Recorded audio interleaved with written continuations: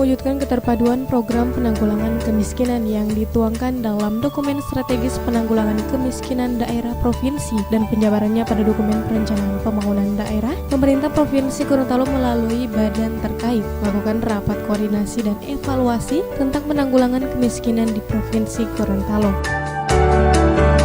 Acara ini berlangsung di Gedung Bele Limbui Kota Gorontalo serta dihadiri dan dibuka secara resmi oleh Wakil Gubernur Gorontalo Dr. Anus Haji Idris Rahim MM.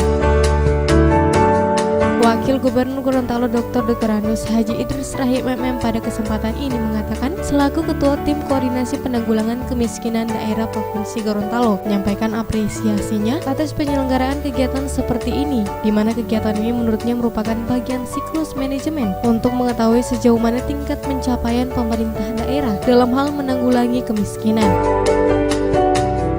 Dikatakan pula dari data yang ada, tingkat pertumbuhan ekonomi Provinsi Gorontalo di tahun 2013 berada pada posisi 7,76%, di mana angka tersebut menurutnya tidak seiring dengan penurunan angka kemiskinan secara signifikan.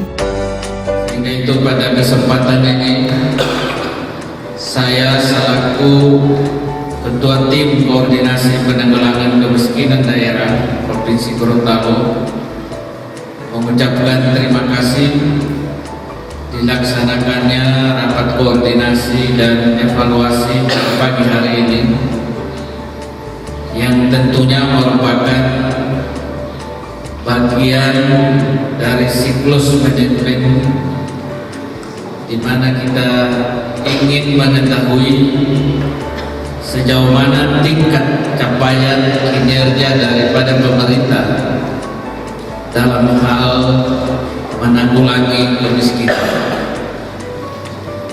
sesuai dengan capaian indikator makroekonomi kita pada tahun 2013 ini, bahwa tingkat pertumbuhan ekonomi kita itu berada pada posisi 7,76%.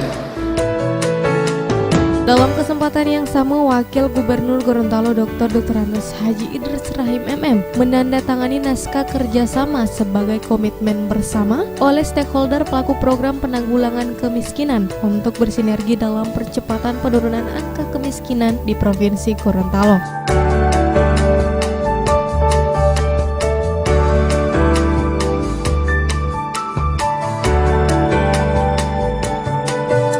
Tim Liputan Advertorial Mimosa TV.